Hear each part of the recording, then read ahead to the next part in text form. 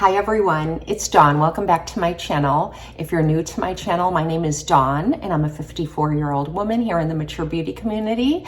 And I wanted to start this video by thanking all of you for the really kind comments that you left on my vlog. You know that I'm not a vlogger. I typically don't vlog. I think I only have like 3 or 4 vlogs up on my YouTube channel. But every time I film a vlog, you guys really seem to like it. You know, when you're living your own life, you feel like, oh, it's boring. Nobody will be interested in seeing my garden or what I eat for lunch or what stores I like to shop at or my interaction with my family. And then when I do those things, you guys really enjoy it. And I appreciate all your kind comments about Nadia and about my family, about my garden, about everything. I appreciate that so much, and I'll do more vlogs because I think you guys like them. Even though I don't think that I'm very exciting, I am just an average American woman who prioritizes her family and homemaking as my day-to-day life. And I like to do beauty reviews for you as well, so I like to stick those into my vlogs. Okay, so thank you for the kind comments. I really appreciate it. And this reminded me about the next thing I wanted to talk about. So I've got this, I don't know if it's a mosquito bite or some bug bite. It's been really itchy. And I did scratch it when I first noticed it. You know how you don't really know there's something on you until you're scratching it a lot. And then you're like, what's there? And you look and you've got this big red spot. And something bit me, so that's why it's all red there. And I just have some hydrocortisone on it, so I didn't try to cover it. It reminded me that last week before my daughter got here and my son Lars, who we dropped off at college last week, came home for the weekend because he took his girlfriend Abby to her homecoming dance. She's a senior in high school and he's a freshman in college, so he came home to take her to her dance. And my younger son Seth is a senior as well, and so he had homecoming. So we had a really busy weekend and it was so fun. And my parents came over and Nadia was home and I was just like, it was the best weekend. And I hope you had a really good weekend too. But last week at the end of the week, I noticed my cute little black dog Rosie was acting weird. And you know, I just lost my 15-year-old West Highland Terrier Candy a few months ago. And I'm just coming off, I'm like at the end of sort of grieving where, you know, I'm not crying all the time. But anyways, my dog Rosie wasn't acting right. And so we decided to keep an eye on her. And then the following day, she didn't really even want to get up out of her crate, but we would give her food and she would take it and offer her water and she would drink it, but we couldn't get her to like stand up. And so we would get her out of her crate and carry her out to the yard and put her in the grass to go to the bathroom. And that seemed to be fine as well. She didn't have any vomiting or diarrhea. And so when we would stand her up, her legs were really wobbly and she was shaking like she was in pain. But when I would pick her up or palpate her abdomen or her body, she wasn't yiping or acting like she was in pain at all. So the next day, she just was really sick. She, you know, so we watched her that day too, thinking what could be going on. It was at the end of the day and the vet wasn't open. So we waited till the morning and she still was acting exactly like that. She didn't want to get up. She was acting very sick. So I took her to the vet and it was a busy day at the vet. They only had one veterinarian, my favorite veterinarian, working, and they were busy. They were fully booked, but they told me if I dropped Rosie off, they could run tests on, they could examine her, run tests on her, and figure out what's going on. So I said that I would do that. Usually, you know, when you go to the vet, you bring your dog or your cat and you're there with them the whole time. So I felt bad leaving her, but that was my only choice. So I did that. And within a couple of hours, they called me back and the vet said she had Lyme disease. And it was like his 4th case that he had seen last week. I guess she had been bitten by a tick. We do give her flea and tick medicine, but we did go to South Carolina at the end, like the beginning of summer, and she ran around with us, and tick season is more active there than it is here in the Midwest. So I don't know how long she's had this in her body before she started developing symptoms, or if her tick treatment just wore off and she was bitten the weekend before. I don't know, and I didn't get to ask the vet that. We will have a follow-up appointment and I can ask. but she had Lyme disease. But fortunately, they ran her blood panel and her kidneys were fine, because if the course of Lyme disease is running like it does with humans, you get sicker and sicker if you don't get treated. And so we caught it early. And so she had they gave us these antibiotics that we have to give to her, and she has to take them for a month.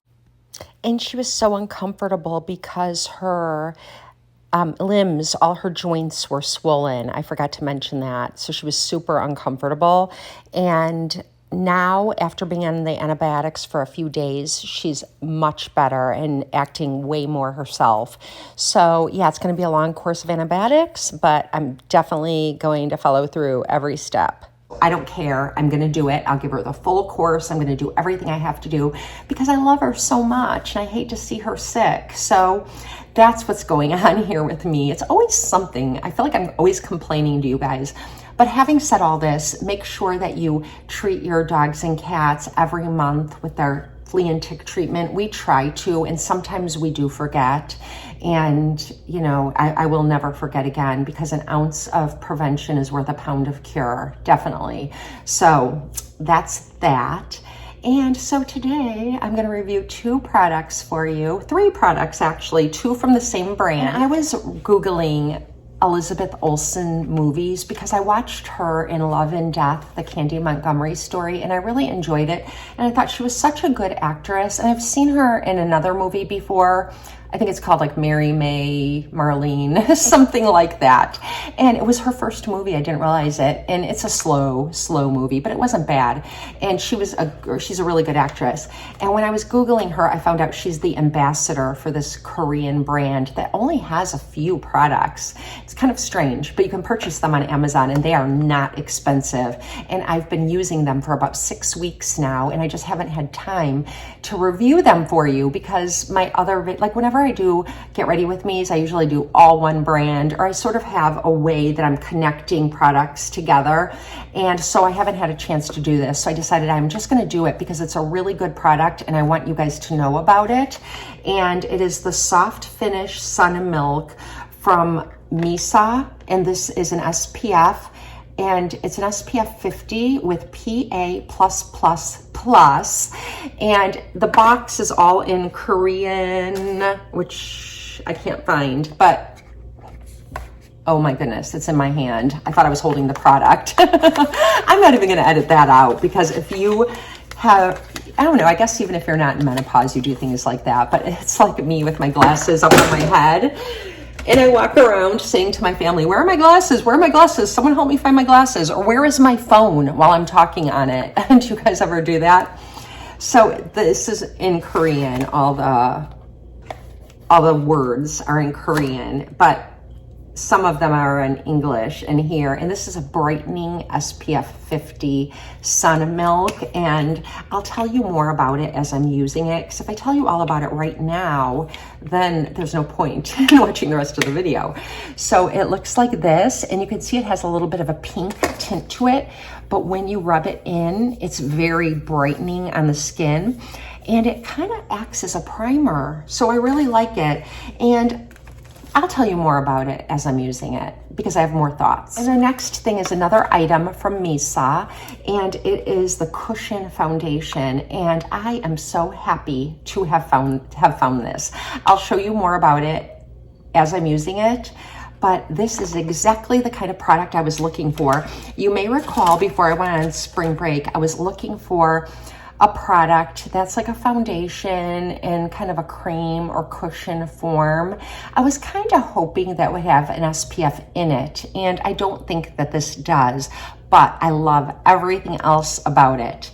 And you may recall that I tried the Aven SPF 50, and this isn't a cushion, it's a cream-based foundation, but even the lightest color is a little dark on me, but I do still try to incorporate this into my routine up until I found this product in combination with this product.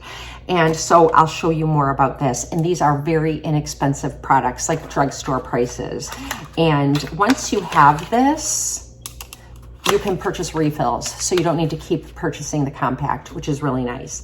And then I wanted to do an update from my vlog that I shared with you, where I came on there briefly wearing the sleeveless mascara from KVD, and it's the new tubing mascara, and some of you asked me if I could try it, and I showed you myself with it on, and I told you something that I didn't really like about it. I wasn't sure that I liked it, but I have more thoughts because I've used it several times since then, and there is a bit of a learning curve. And it's the typical learning curve. You don't need as much product as you think you do. So anyways, the box is really beautiful. This is the mascara, and I will show you everything that I think you need to know about this. And so that is what this video is going to be about. And I did do a drugstore makeup look today, and I didn't film it.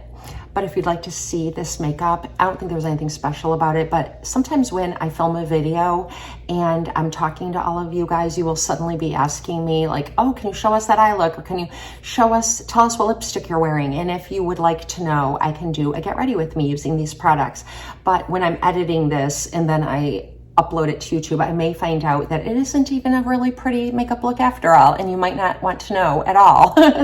So in that case, just don't ask to see the makeup look. But other than that, let's just jump in and review these 3 products. And yeah, let's jump in and get started. Okay, the first thing I'm going to do is apply this SPF Sun Milk, Soft Finish Sun Milk with a brightening complex. And in the package, most of the writing on it is in Korean, and it is an SPF 50, but I don't know like what rays it blocks. You know, usually on our sunblocks, it says blocks UVA, UVB, or, you know, it tells you it has Helioplex in it, all that kind of stuff. And this has PA+++. I'll have to read up more on that. If any of you know what that means, maybe you can let us know down in the comments. I know Korean sunblocks tend to be really good. I remember watching Angie Hot and Flashy in the past, and she was using one from Korea, and she said they block more rays than our traditional sunblocks here in the United States, but I cannot attest to that because I haven't done any research on that myself. But it does have a brightening complex.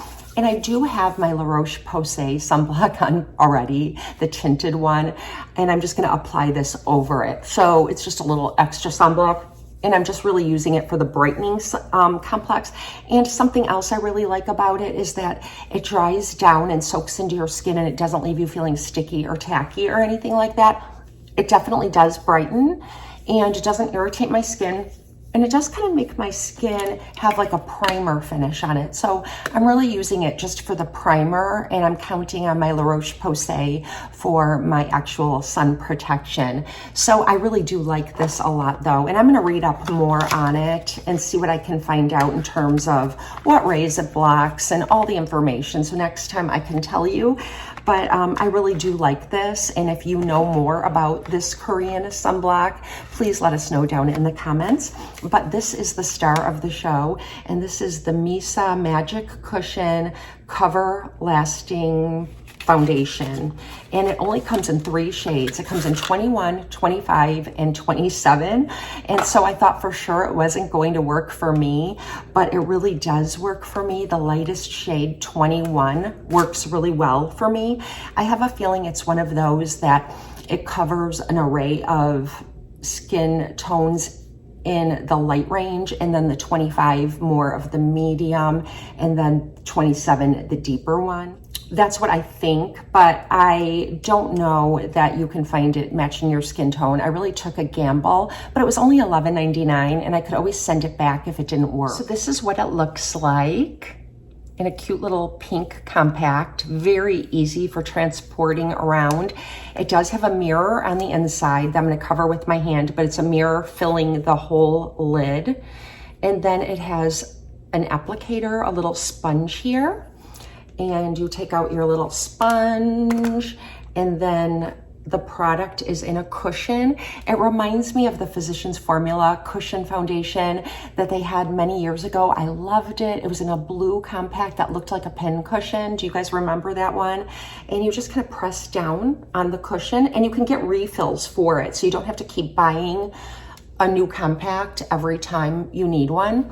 And I've been wearing this on and off for like the last 6 weeks, and I've been meaning to review it for you, but I've never found a chance to do it. So that's why I'm doing it now, but I've worn it many, many times. So you can just blend it in with the sponge, or you can use your fingers, or you can use a brush, or I don't know that I'd use a beauty blender sponge that's damp because it might thin out the consistency of the foundation, which I find is already very thin.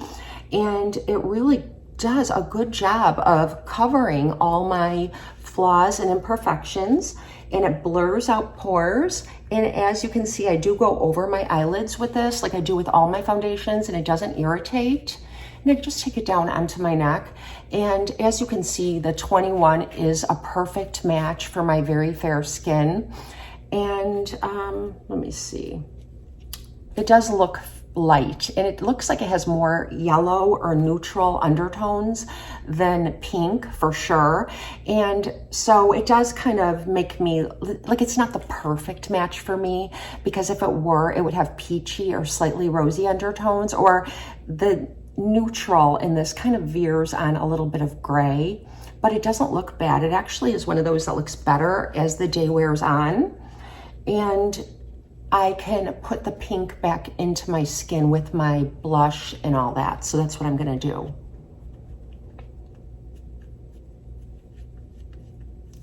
So after I have it applied and blended in, it just becomes one with my skin. I have worn it on the really hot summer days that we've recently had, where with the heat index, it was over 100. I do walk my dogs every day, so I had to be out in it. And when I came in and I was sweating, it doesn't sweat off. Like, you won't see your foundation running or anything like that. So it just becomes one with your skin, and it gives you like a really good medium coverage. I never build it up to the point that it's totally covering all my freckles and things like that. So I would say it's a light to medium coverage, because if you apply it very lightly, it'll just give you that sort of selfie screen finish where your skin looks like you, but better. And then if you apply it a little bit heavier than that, like another coat of it, then you'll have like a nice medium coverage, which is what I have now. Let me bring you in close.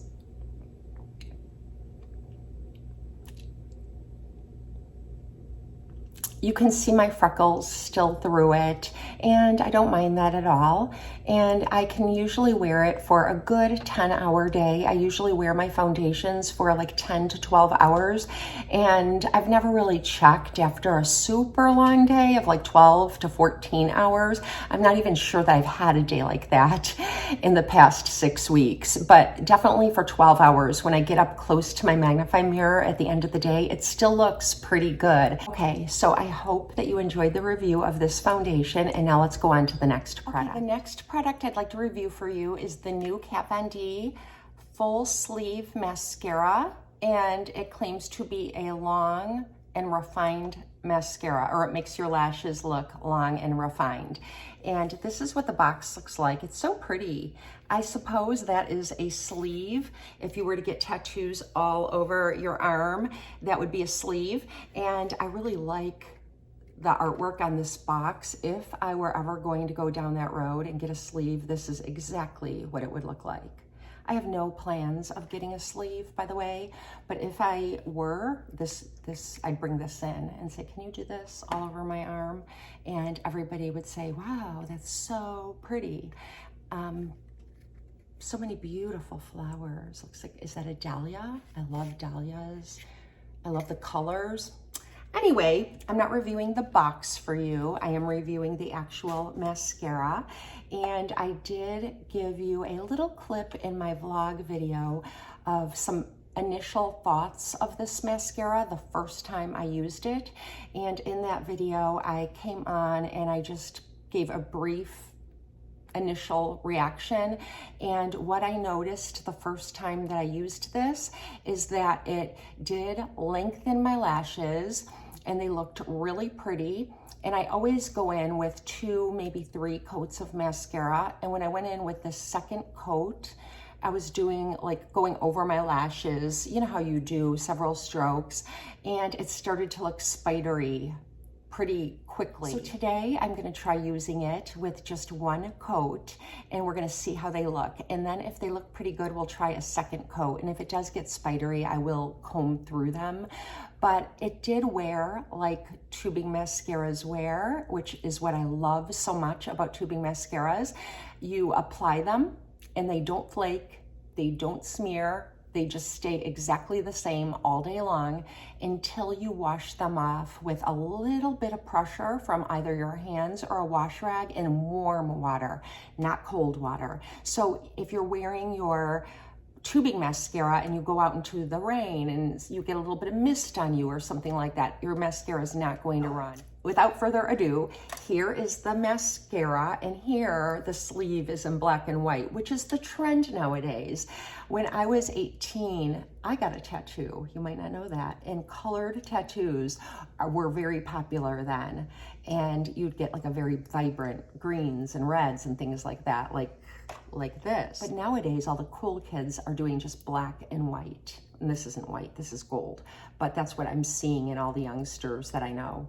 So anyways, let's try this. So I did curl my lashes, and I'll do it again because I want to show you the whole process. So I usually just give my eyelashes a couple of squeezes with my eyelash curler. I don't have the kind of eyelashes that go down. My lashes do naturally go up. I know some people, eyelashes are so straight and sometimes stick straight down, and you really have to curl that. Really straight hair sometimes does that, but mine does curl up. So I did curl them, which I do every day anyway. This is what the brush looks like, and it looks like it's a rubber bristle brush, and it's slightly flexible, and it looks like it's larger at the tip and then thinner down below. It's not super flexible, but it definitely isn't super firm. There is some flexibility to it. So I'm gonna do my right eye, and I'm gonna try to just start at the base and wriggle it up.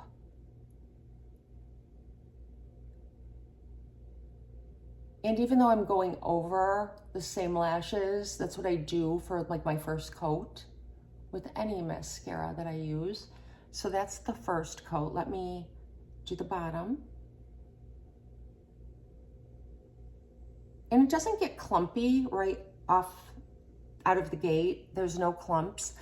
And it isn't a super wet mascara. I had mentioned to you in my vlog that I love the Milani drugstore tubing mascara, but that one definitely is a little bit wet. No, a lot wet. And it does touch because I use a lash serum and my lashes are long and they do curl up. So I always have a little bit of a mess to clean up. And as I'm cleaning up the little dots of mascara, it removes my eyeshadow.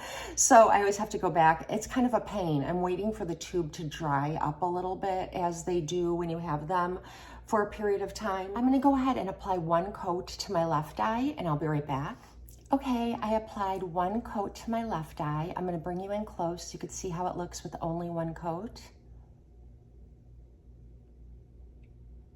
I felt my eyelashes touch down here and it's still wet. So in my magnifying mirror, I noticed it didn't transfer. So I really like the consistency of this. It's not too wet and it definitely isn't too dry. Okay, so now I am certain it's dry on my right eye, so I'm gonna go ahead and go in with one more coat. And one thing I did notice is that when I pull the applicator out, it makes that nice popping sound, which indicates that there's a ring in there that pulls off the excess mascara to make that suction sound. And then you'll notice that there isn't any mascara on the wand, which is something else I look for. If I don't hear that pop, I always look at the wand because I know there's going to be some globs of mascara. It needs to be wiped off by something, and I don't want to be the one having to wipe it off after I get it out of the tube. So I like that loud suction sound. And now I'm going to do my second coat. Oops. Okay, I did notice now with just a few strokes that I've got some lashes kind of sticking together here. So it's the signs of clumping. And I'm gonna stop right now. You might not even notice it, but I notice it. And that tells me that if I keep going, it's gonna keep clumping. Let's see, let's just try it anyway. Yeah, a second coat really doesn't do that much. It doesn't add a lot of volume, but rather makes my lashes clump. So I'm gonna always apply 1.5 coats, meaning that I'll only go over it a couple strokes the second time, just to add a little bit more volume. But if I go over it the number of times I did with my first application, the first layer, it will definitely clump and go spidery like it did in my vlog video, and that's what I was complaining about. All right, I'm gonna do the other eye and I'll be right back. Okay, so I have 1.5 coats on both eyes, and I'm looking in my magnifying mirror, and it doesn't look clumpy enough that I feel like I need to separate my lashes or do anything. I don't have to get my lash tool out. And that's great because I don't like messing with that. I like to just get my makeup on quickly and be done with it. And one thing I wanted to mention, and this is something that I like, but I don't know that everyone likes it. So when the mascara dries down, if you were to touch your lashes, they would feel firm, as if they have like hairspray on them. You know, sometimes when you spray a lot of hairspray on your hair, especially in the 80s when we were younger, and your hair would be a little bit crisp or feel a little bit hard, that's the feeling it leaves behind. I don't mind that, it doesn't bother me, but some people like their lashes to feel very soft even after they've applied their mascara. So I wanted to mention that to you because if you are one of those people, you probably won't enjoy this mascara. But 1.5 coats looks really nice. Now it is about between $25 and $30. I can't remember exactly. So it's not a totally inexpensive mascara. And there are drugstore mascaras like the Milani mascara. And another one that I really like, it's my favorite drugstore tubing mascara. It's the No. 7 Stay Perfect mascara. And this is one of the first tubing mascaras that I tried, and I fell in love with tubing mascara. So this is what the tube looks like. I'm gonna take the applicator out, listen for that pop. So it does clean off the brush. It's a very kind of thin brush from tip to end, and there's no clumps on it. And I think it does the same kind of thing as this mascara where it lifts and refines. It doesn't necessarily add gobs of volume to your lashes, but it does leave a very pretty lash look. And this one is a little bit sort of a glossier finish, where this one is definitely a matte finish, in case you're someone who has a preference for that, either glossy or matte. It's not overly glossy, but I do think it's very pretty. If you'd like me to, in my next Get Ready With Me, I can compare the two and show you the differences between them, because why not save money if you can? I think this one's around $10 and this one's around, like I said, between $25 and $30. So it might be worth comparing them. So I will do that. And so that's my video for today. I hope you enjoyed the review of the Misa Sunblock SPF 50. And I will say my daughter really loves this. When she was here last weekend, she wore this every day. And I almost just said, take it, you can have it. But I wanted to review it for all of you. And you know, it's a really good sunblock, and it does leave that sort of pretty brightening effect beneath your makeup. And it acts like a primer for me. And the Misa Cushion foundation, which is only like $11 on Amazon. I think it's like $11.99 or $11.50. And so it's definitely a really good foundation for the price. That's my review of these 3 products. Let me know, have you tried any of these? Do you plan to try any of these? Did any of the things that I shared with you about these items make you want them or make you think, no, that's not for me? I love to know. So leave me a comment below, even just say hello. I love interacting with you, and I hope you have a very blessed and beautiful day. See you next time.